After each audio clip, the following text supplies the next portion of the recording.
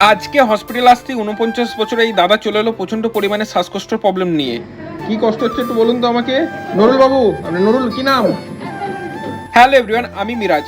আজকে হসপিটাল আসতেই প্রথমেই চলে এলো সুন্দরবন থেকে এই দাদু প্রচণ্ড পরিমাণে রেসপিরেটরি ডিস্ট্রেস এবং এলআরটিআই এবং ইউটিআই এর সমস্যা নিয়ে। তাই ওনার পেটটা আমি ভালোভাবে দেখে নিলাম, তারপরই ওনাকে আমি জিজ্ঞাসা করলাম পেট টিপলে কি লাগছে।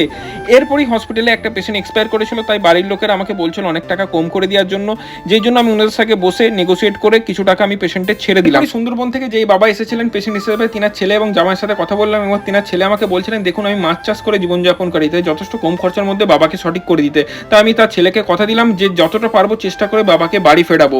এরপরই দেখলাম নুরুল বাবু প্রচন্ড পরিমাণে রেসপিরেটরি ডিস্ট্রেস নিয়ে ভর্তি হলো। এরপরই সব পার্টির সাথে কথাবার্তা বলে নিয়ে আমি চলে গেলাম পেশেন্ট রাউন্ডে এবং পেশেন্টদেরকে দেখে জিজ্ঞাসা করলাম যে বাবা কেমন আছেন। বাবা আমাকে বললো আমি খুব ভালো আছি, কিন্তু আমার খুব জল পেপাসা পাচ্ছে। তাই আমি ওনাকে বোঝালাম আপনাকে জল একদমই দেওয়া যাবে না, এটা আপনার শরীরের জন্য ক্ষতিকর হবে। এরপরে এই বাবাকে জিজ্ঞেস করলাম আপনার আর শ্বাসকষ্টটা হচ্ছে নাকি। উনি আমাকে বললেন না আর কোনো কিছু না, আমি খুব সুন্দর আছি।